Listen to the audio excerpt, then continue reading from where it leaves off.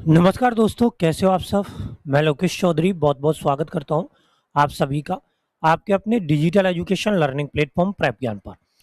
साथियों, last session में हम जो बात कर रहे थे वो हम बात कर रहे थे क्लॉक के बारे में, जिसके हम ऑलरेडी काफ़ी सारे टाइप जो हैं वो क्लियर कर चुके हैं।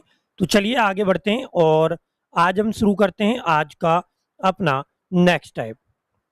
चलिए फटाफट आप लोग जुड़ जाएं और सेशन को लाइक शेयर करके चैनल को सब्सक्राइब जरूर कर लें। चलिए फटाफट जुड़िए भाई।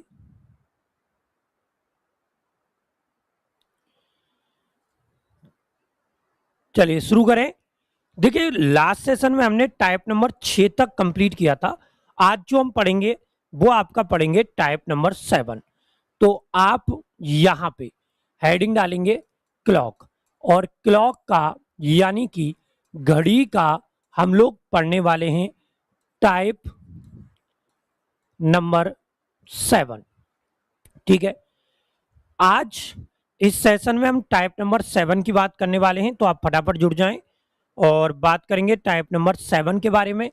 देखिए लास्ट सेशन में हम लोगों ने जो बात की थी वो हम बात की थी कि समय आपको दिया हुआ था और आपसे पूछा गया था कोण। मतलब अगर टाइम दे दिया जाता है तो हमें जो कोण है, जो एंगल है, वो कैसे निकालना चाहिए। आज के सेशन में हम बात करेंगे कि अगर कोण दिया जाए तो समय कैसे निकालना है, मतलब उल्टा करना है।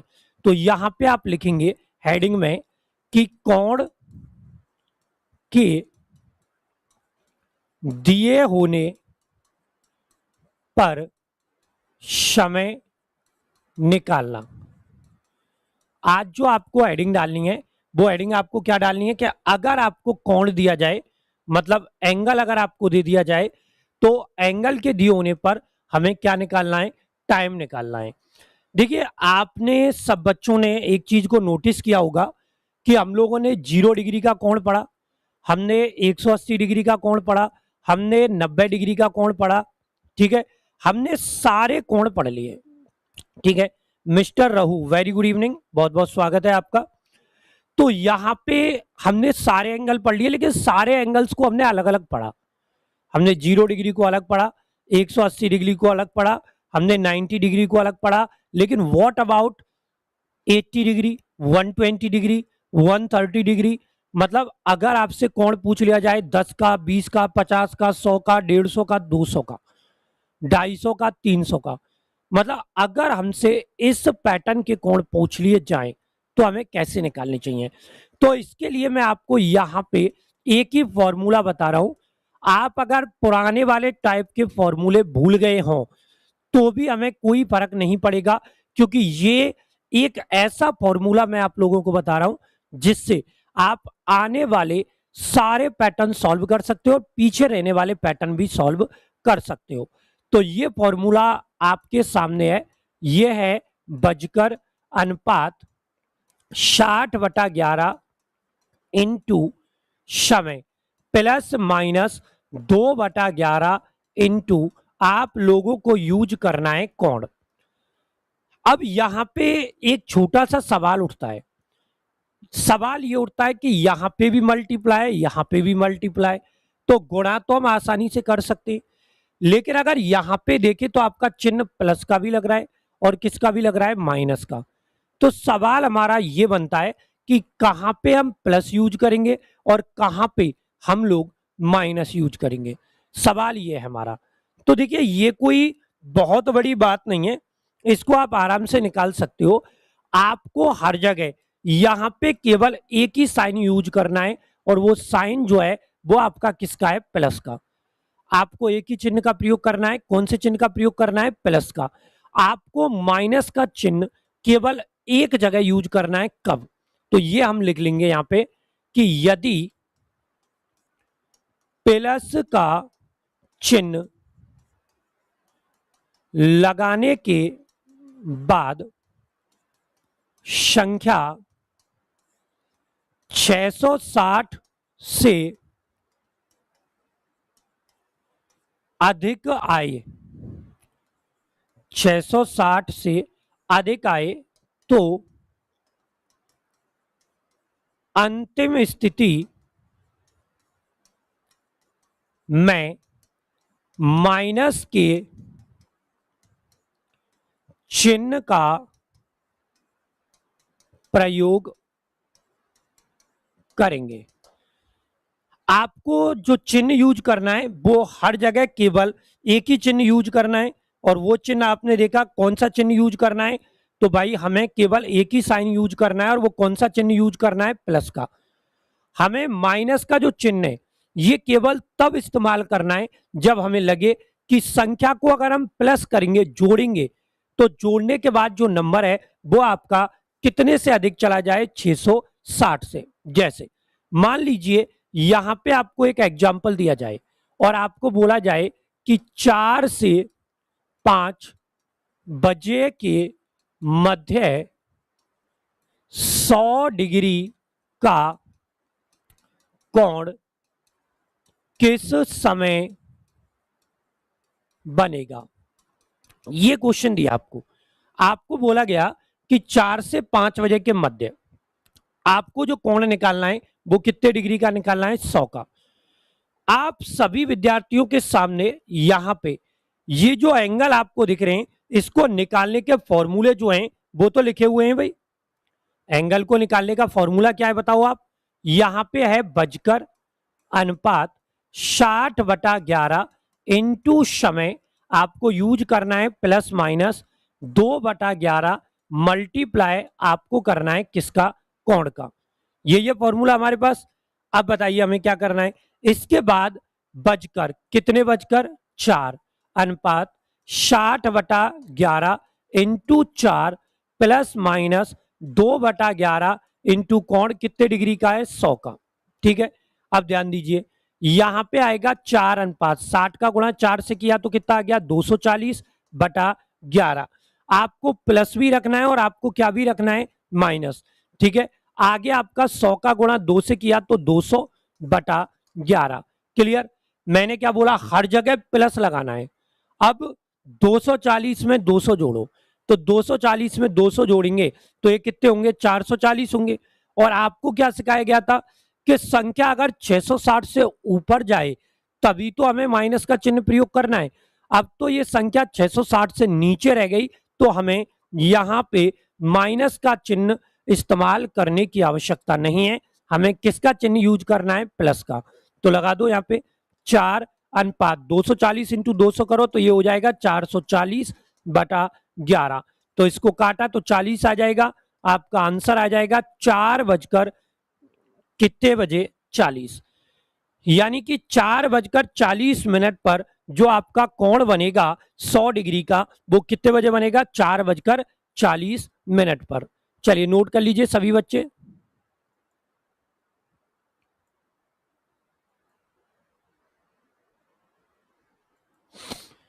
चलिए सबने नोट कर लिया होगा।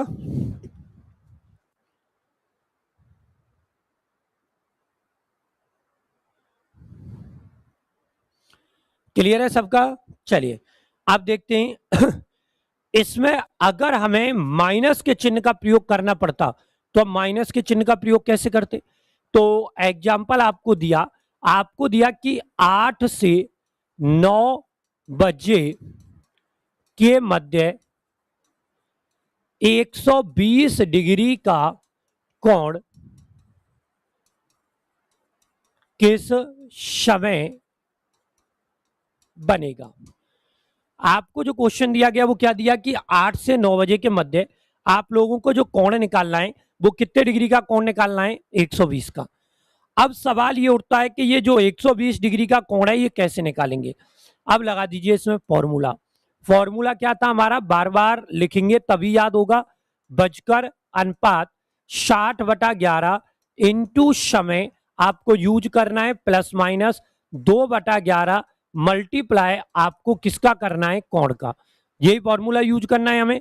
अब बताइए सबसे पहली कंडीशन क्या करेंगे, बजकर मतलब कितने, बजकर 8 अनुपात कितना लगाया, 60/11 इंटू समय, समय कितना है 8। ठीक है, आगे यूज करना है प्लस का और माइनस का। ठीक है, 2/11 कोण कितने डिग्री का है आपका, तो कोण हो गया 120 डिग्री का। ठीक है, अब बताइए क्या करेंगे, 8 अनुपात 60 का गुणा 8 से कर दो कितना आ जाएगा, 480/11। प्लस माइनस 2 का गुणा 120 से करो तो ये आ जाएगा 240/11। अब देखिए 480 और 240 को अगर हम ऐड करते तो 480 और 240 को ऐड करने पे 0 8 4 12 4 2 6 और 1 कितना आता 7, यानी कि जो आपका समय बन जाता वो बन जाता 720। और देखिए 720 में अगर 11 का हम लोग भाग देते तो आप भी जानते हो कि यहाँ पे 11 का भाग देने पर 11 6 कितने हो गए 66, यहाँ पे बच गया 6, यहाँ पे आ गई 0, 11 5 55, तो मिनट आपकी कितनी बनती 65। और 65 मिनट का जो मतलब होता है, इसका मतलब होता है कि हम अगले घंटे में चले गए, तो इसीलिए हम प्लस यूज नहीं करते हैं, तो ये गलत हो जाता है। तो अंतिम स्थिति में प्लस की जगह पे कौन सा चिन्ह यूज करेंगे, माइनस का। ठीक है, आइए दीपक जी, ये रीजनिंग की क्लास है, जीके की नहीं है बेटा। ठीक है, तो यहां पे जो क्वेश्चन है आपका, इसमें लगाएंगे 8 अनुपात 480 में से 240 को अगर घटा देंगे तो ये आ जाएगा आपका 240 बटा कितना 11। ठीक है, अब 240 को 11 से डिवाइड कर दो आप, तो ये आपका आ जाएगा 11 दूना 22, 2 बच गया 0, 11 1 11, आपका बच गया 9, यानी कि आपका जो आंसर आएगा वो यहां पर आएगा 8:21 सही 9/11। आपको कोई भी एंगल निकालना है, ठीक है, आपको कोई भी एंगल निकालना है, चाहे 10 का 20 का 30 का 40 का 50 का, आप सीधे सीधे ये वाला जो फॉर्मूला आपको नजर आ रहा है ये यूज अगर आप करेंगे तो आप किसी भी एंगल को निकाल सकते हो। क्लियर बात, चलिए नोट कीजिए फटाफट, किसी भी एंगल को हम लोग क्या कर सकते हैं, निकाल सकते हैं। आगे बढ़ते हैं नेक्स्ट क्वेश्चन की तरफ। अगला जो क्वेश्चन, इसमें एक और निकालने का हम लोग प्रयास करते हैं। और एक क्वेश्चन आपको दिया गया, मान लीजिए यहां पे कि 3 से 4 बजे के मध्य 150 डिग्री का कोण किस समय बनेगा। ये क्वेश्चन आपको दिया 3 से 4 बजे के मध्य, आपसे यहां पे पूछा गया है कितने डिग्री का कोण, 150 का। चलिए 150 डिग्री का कोण आपसे पूछा गया है, चलिए जानते हैं कौन सा बच्चा इसका आंसर निकाल सकता है। तो यहां पे अब बार बार आपको मैंने फॉर्मूला लिखा दिया है, तो और ज्यादा टाइम आपको फॉर्मूला लिखने की आवश्यकता नहीं है, आप यहां पे यहीं पे यूज कर लोगे। तो आपको दिया गया है, यहां पे सबसे पहले किसको दिया गया है, 3 को। तो यहां पे हम क्या करेंगे, 3 लिया अपन ने, अनुपात 60 बटा कितना कर लिया 11, मल्टीप्लाई कितने का कर दिया 3 का। ये तो वही आ गया ना, बजकर अनुपात 60 बटा 11 इंटू समय वाला पोर्शन आ गया। ठीक है, यहाँ पे प्लस माइनस 2/11 मल्टीप्लाई आपने कितने का कर दिया 150 का। तो बताइए क्या बन गया, 3 अनुपात 60 का गुणा 3 से किया तो 180 बटा कितना 11 प्लस माइनस 150 का गुणा 2 से करो कितना आ जाएगा 300 बटा कितना आ जाएगा 11। ठीक है, अब यहाँ पे क्या आएगा 3 अनुपात 150 और 300 को जोड़ेंगे तो 480 आएगा बटा 11। हम माइनस का चिन्ह कब यूज करते, तो ये आप जानते ही हैं, माइनस का चिन्ह हम तब यूज करते जब संख्या 660 से कहां जाती हुई नजर आती, ऊपर। तो 480 में 11 का भाग दे दो तो ये आ जाएगा 11 4 44, 11 3 33, आंसर आएगा आपका 3:43 सही 7/11। अर्थात 3:43 सही 7/11 पर आपका जो एंगल बनेगा वो आपका एंगल बन जाएगा कितने डिग्री का, 150 डिग्री का। क्लियर हुई बात। चलिए अब इसके बाद हम यहां पे एक टाइप पढ़ेंगे, टाइप नंबर 8। और टाइप नंबर 8 में क्या पढ़ने वाले, तो टाइप नंबर 8 में हम पढ़ेंगे आने और जाने का क्या निकालना, समय। ये सबसे डिफरेंट टाइम होता है आपका, आने जाने का समय निकालना। ठीक है, ये सबसे डिफरेंट टाइप होता है। ये पूरी क्लॉक में एक ऐसा टाइप होता है जो सबसे भिन्न होता है। सबसे भिन्न क्यों होता है, क्योंकि इसमें टर्म जो है वो सबसे डिफरेंट यूज की जाती है, इसमें जो कंडीशन है वो भी सबसे डिफरेंट यूज की जाती है, सवाल ये उठता है कि इस पॉइंट को सॉल्व करने के लिए हमें क्या करना है, और यहां पर जो क्वेश्चन आपका पूछा जाता है वो किस तरीके से पूछा जाता है। देखिए, आपको ध्यान देना है, मैंने बोला कि कोई व्यक्ति है जिसका नाम जो है वो क्या है, रवि। अब मैंने बोला कि रवि जो है उसके कॉलेज आने का जो टाइम है वो 8 से 9 बजे के मध्य है।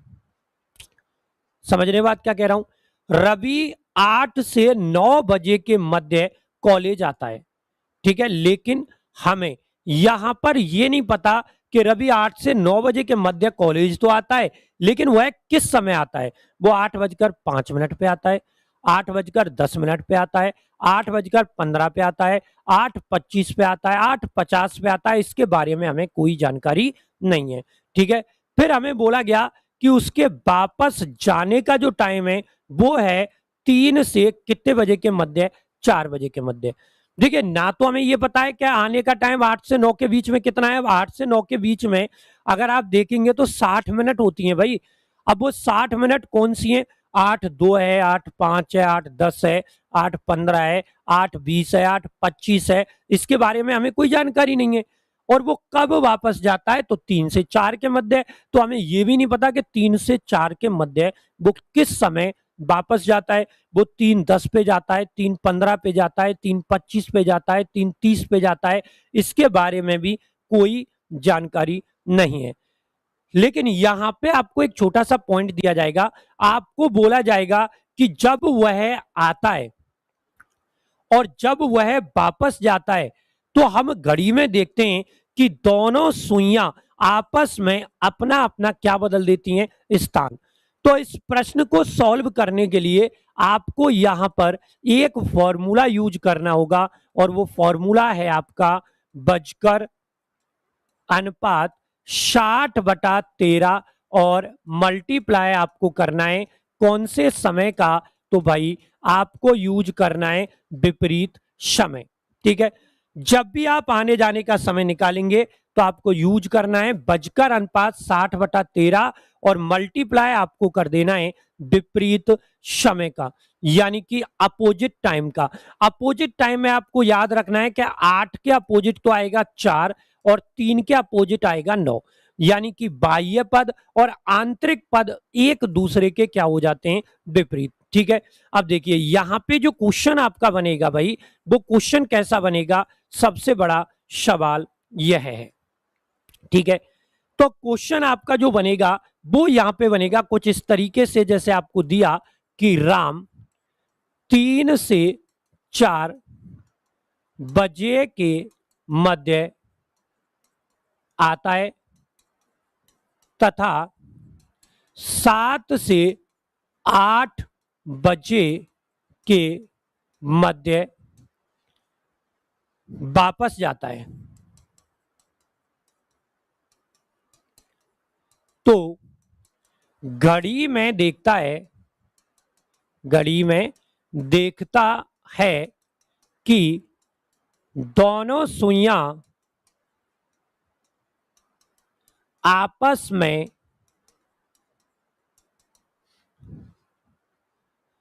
अपना अपना स्थान बदल चुकी हैं, तो उसके आने व जाने का समय क्या है। इस टाइप का क्वेश्चन आपको दिया जाएगा, ठीक है। अब देखिए, यहां पे आपको क्या करना है, आपको पता है 3 से 4 बजे के मध्य आता है और 7 से 8 बजे के मध्य वापस जाता है। तो इस चीज को यहां पे लिख लो, एक बार कोने में कहीं पे मेंशन कर लेते हैं। आने का जो टाइम है वो है 3 से 4, जाने का जो टाइम है वो है 7 से 8, यही दे रखा है। तो मुझे यहां पे सबसे पहले निकालना है उसके आने के किसको, समय को। कौन सा समय निकालना है, आने का। अब देखिए, आने का समय निकालना है तो हमें पता है सबसे पहले हमें क्या लेना है, बजकर। अब वो जो आता है वो किसके मध्य आता है, 3 से 4 के। अब 3 से 4 के आता है तो 3 की वैल्यू रहने वाली है, भाई 4 तो केवल हेल्पिंग वर्ब है, वैल्यू जो रहेगी वो 3 की रहेगी।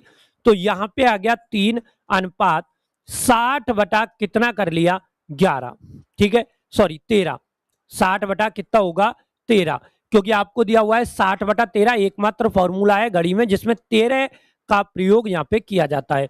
मल्टीप्लाई आपको करना है कौन से समय का, विपरीत समय का। अब मैंने आपको बताया कि 3 का जो विपरीत समय होगा वो हमारा कितना होगा 8 होगा, तो यहां पे हमने लिखा 8, तो ये आ गया 3 अनुपात 60 का गुणा 8 से करो तो 480 बटा 13। अब 480 में 13 का भाग देंगे तो ये आएगा 13 तिया 39, कितने बच गए आपके 13 तिया 39, 9 बच गए, तो यहाँ पे जीरो लिखी हुई है 90, 13 6 78, तो उसके जो आने का जो टाइम आएगा वो आएगा 3:36 सही 12/13। अब आप अगर नोटिस करेंगे तो ये जो 3:36 आपको दिया गया है ना कहीं इनके बीच में आएगा दूसरे वाले समय के, क्योंकि जब कोई सुई 7 पे होती है तो भाई उसका मतलब होता है 7 5 कितनी मिनट 35, यानी कि 35 से 40 के बीच में आता है। अब आपको निकालना है उसके आता है तो उसके जाने का समय निकालना है, ठीक है। तो यहां पे अगर हम जाने का समय निकालेंगे, जाने का क्या निकालेंगे समय, तो बताइए जाने के समय में जो वैल्यू आपकी होगी वो कितने की होगी 7 की होगी। तो यहां पे हमने लिया 7 अनुपात 60 बटा कितना ले लिया 13। अब बताओ 7 के जो विपरीत समय आपका आएगा वो 7 के विपरीत कितना आएगा 4 आएगा, तो यहां पे मल्टीप्लाई 4 का कर दिया, 7 अनुपात 240 बटा आपका कितना हो गया 13।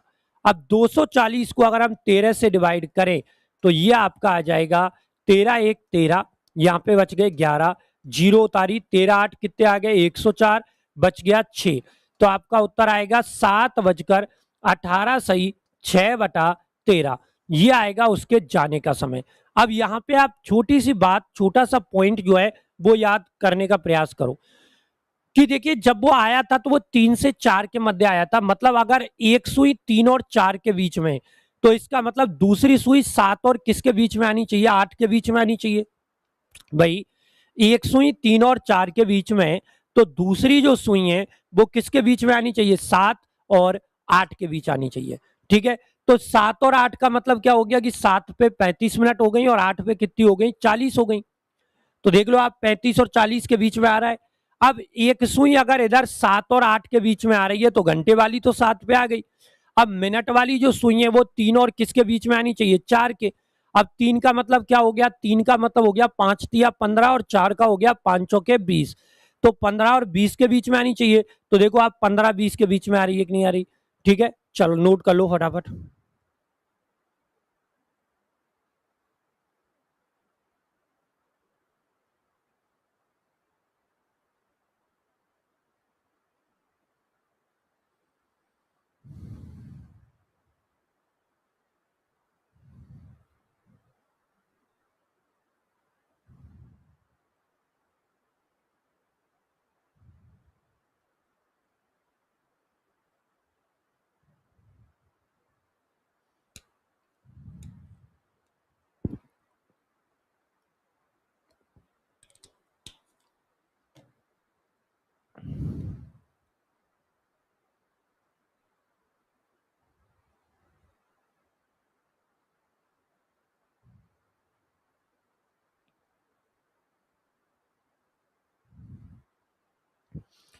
चले आगे, आइए अब चलते हैं एक क्वेश्चन की ओर।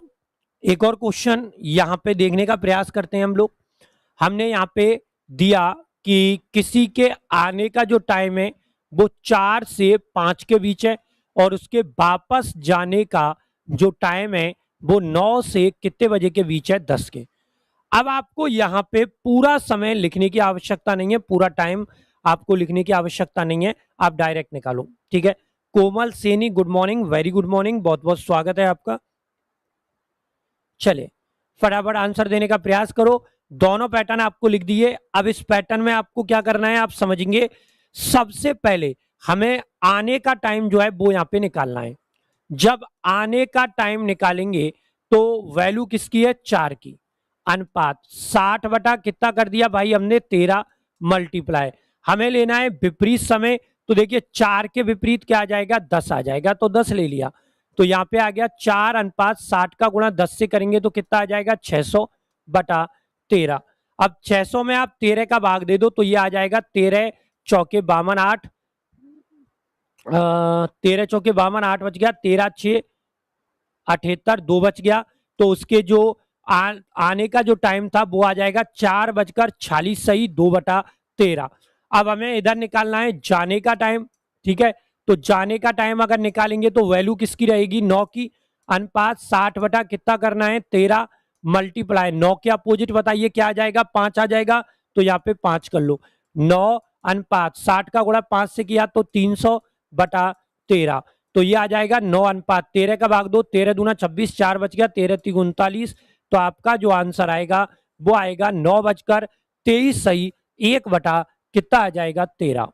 क्लियर, ठीक है। तो ये इस तरीके से हम आने और जाने के समय को कैलकुलेट करेंगे।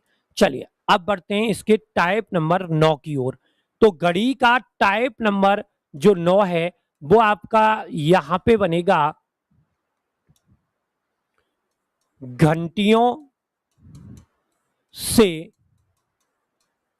संबंधित प्रश्न, ठीक है।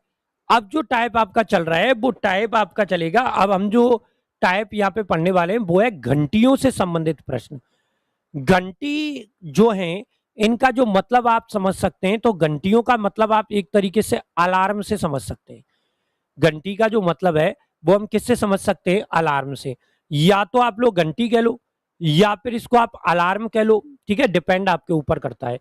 अब देखिए यहां पे जो घंटियों से संबंधित प्रश्न है इसमें आप समझिएगा कि मान लीजिए आपको ये कोई घड़ी दे दी, यहां पे आ गया 12 3 6 9 10 11 1 2 4 5 7 और कितना आ गया, 8 आ गया, ठीक है। हमें कोई दिक्कत नहीं है, ये 8 आ गया। अब यहां पे हमने एक टाइम दिया और ये जो टाइम है ये टाइम आपका कितने बजे का है, 12 का। ये जो टाइम आपको दिया है ये टाइम आपका कितने बजे का दे रखा है आपको भाई, 12 बजे का टाइम आपको यहां पे मेंशन कर दिया। अब 12 बजे का टाइम मेंशन कर दिया, ये हमारे लिए अच्छी बात है, ठीक है। इससे हमें कोई दिक्कत नहीं है कि भाई 12 बजे का टाइम आपको मेंशन किया है। लेकिन आप किसी भी घड़ी को अगर देखेंगे तो आपको ये ध्यान रखना है कि ये जो घड़ी है इसमें मिनट वाली जो सुई है वो स्पीड में रोटेट होती है। मतलब जो सुई तेज चलती है वो आपकी कौन सी होती है, मिनट वाली जो सुई है वो आपकी तेज चलती है। तो यहां से अगर मिनट वाली सुई को चलाएंगे तो ये चलते चलते चलते चलते चलते चलते 12 पे आ जाएगी। अर्थात आपका 1 घंटा यहां पे क्या हो गया, कंप्लीट हो गया, ठीक है। 1 घंटा कंप्लीट हो गया और जैसे 1 घंटा कंप्लीट होगा छोटी सुई 1 पे आ जाएगी। अब जैसे वो 1 पे आई तो इसका मतलब क्या होगा कि जो घंटी है, जो घड़ी है वो एक बार बीप करेगी, एक बार आवाज करेगी। तो इसका मतलब ये होगा कि जब भी हम घंटी वाला प्रश्न पढ़ेंगे तो कोई भी घड़ी जो है वो 1 बजे जो है वो आपकी एक बार रिंग करती है। मतलब 1 बजे कोई भी घड़ी आपकी एक बार बजेगी। अब देखिए अगर एक बार एक बजे एक बार बजेगी तो अगर 2 बजे का टाइम होगा तो ये भी आप जानते हो कि भाई 2 बजे वह कितनी बार बजेगी, 2 बार बज जाएगी। अब 2 बजे 2 बार बजेगी तो आप जानते हो कि अगर 12 बजे का टाइम भी दिया तो घड़ी जो है वह आपकी 12 बजे कितनी बार बजेगी, 12 बार बजेगी। मतलब घड़ी में जितना समय आपको दिया गया है, जो समय आपको दिया गया है वो जितना समय आपको दे रखा है वह उतनी ही बार आपकी बजेगी, ठीक है। अब अगर मैं आपसे यहां पे बोलूं कि बताइए 12 घंटे में कुल कितनी बार बजेगी, ठीक है। 12 घंटे में कुल कितनी बार बजेगी। तो देखिए 12 घंटे का मतलब है कि 1 से 12 बजे के बीच का जो भी टाइम आपको दे रखा है, जितनी भी बार ये घंटियां बजी हैं उतनी सारे के सारे जो नंबर्स हैं इनको हम क्या कर लेंगे, प्लस, ठीक है। मतलब मैंने बोला कि मैं कुछ टॉफियां लाया, मैंने बच्चों को बांटना स्टार्ट किया, 1 2 3 4 5, मैंने धीरे धीरे टॉफियां बांट दी। मैंने बोला इनको कितनी दी, उन्होंने बोला 3, इनको कितनी दी 4, इनको कितनी दी 5। समझ के बात? तो ये तो हो गया क्लियर। लेकिन अगर हम बात करें यहां पे टोटल टोटल बार की, तो 12 घंटे में कुल कितनी बार बजती हैं? तो ये 12 घंटे में आपकी घंटियां कुल बजती हैं कितनी बार? 78 बार। ठीक है।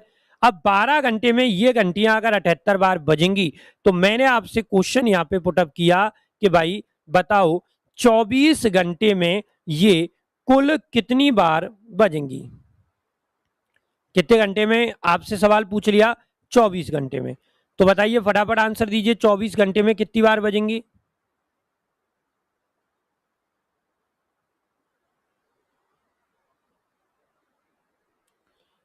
24 घंटे का टाइम बताओ, आपसे यहां पे पूछा गया है 24 घंटे में। देखिए 12 घंटे में कुल 78 बार बजती हैं, तो अगर मैंने 24 घंटे की बात की, तो 24 घंटे में कुल अगर वो पूछता है, तो आप सभी जानते हैं कि जब भाई 12 घंटे में 78 बार बज रही हैं, तो 24 घंटे में कितना? 78 बार दिन में और 78 बार रात में। तो 24 घंटे में ये कुल आपकी बजेंगी कितनी बार? 156 बार। ठीक है। कितनी बार बजेंगी? 156 बार। अब यहां पे कई प्रकार के क्वेश्चन आपसे पुटअप हो सकते हैं, क्योंकि एग्जाम का कोई भरोसा नहीं है कि क्वेश्चन आपसे किस तरीके से यहां पे पुटअप हो जाए। तो पहला प्रश्न आपसे यहां पे जो बन सकता है वो ये बन सकता है कि एक घड़ी एक सप्ताह में कुल कितनी बार बजेगी? एक घड़ी एक सप्ताह में कुल कितनी बार बजेगी? अब आप सब लोग अच्छे तरीके से वाकिफ होंगे कि कोई भी घड़ी है, अगर हम बात करें एक दिन की, तो आप सभी जानते हैं कि कोई भी घड़ी एक दिन में आपकी जो बजती है वो बजती है कितनी बार? 78 बार। एक दिन में कितनी बार बजती है? 78 बार। तो हमें यहां पे निकालना है एक सप्ताह में। देखिए एक सप्ताह में अगर निकालेंगे तो 78 का गुणा, सॉरी 156 बार बजती है ना, ये उल्टा लिखा दिया, 156 बार। तो एक सप्ताह में निकालेंगे तो 156 आपको दे रखा है, इस 156 का मल्टीप्लाई कितने से करना है आपको? 7 से करना है, तो कर दो। यहां पे आ जाएगा 7 6 42, 7 5 35 और 4 कितने हो गए? 39। आगे करना है 7 एकम 7 और 3 10। तो एक सप्ताह में ये कुल बजती है आपकी कितनी बार? 1092 बार। ठीक है। तो एक सप्ताह में कुल कितनी बार बज गई? 1092 बार। तो पहला क्वेश्चन तो आपकी नजरों में ये पुटअप हो गया। अब दूसरा क्वेश्चन यहां पे इस पैटर्न का पुटअप हो सकता है, आपको दिया कि तीन घड़ियां क्रमशः 6 मिनट, 8 मिनट व 10 मिनट के अंतराल पर बजती हैं, तो कितने समय बाद ये घड़ियां एक साथ बजेंगी? ये दूसरा क्वेश्चन दिया आपको। ठीक है। यहां पे आपको जो क्वेश्चन दिया है वो क्या दिया है कि तीन घड़ियां हैं आपकी, और ये तीनों घड़ियां जो हैं ये आपकी बजेंगी 6 मिनट। कितनी मिनट के अंतराल पे? 6 मिनट, 8 मिनट और 10 मिनट के अंतराल पर बजती हैं। मतलब पहली घड़ी हर 6 मिनट के बाद बजेगी, दूसरी घड़ी हर 8 मिनट के बाद बजेगी, तीसरी घड़ी हर 10 मिनट के बाद बजेगी। तो कितने समय बाद ये घड़ियां एक साथ बजेंगी? चलिए आंसर देने का प्रयास करो सभी बच्चे।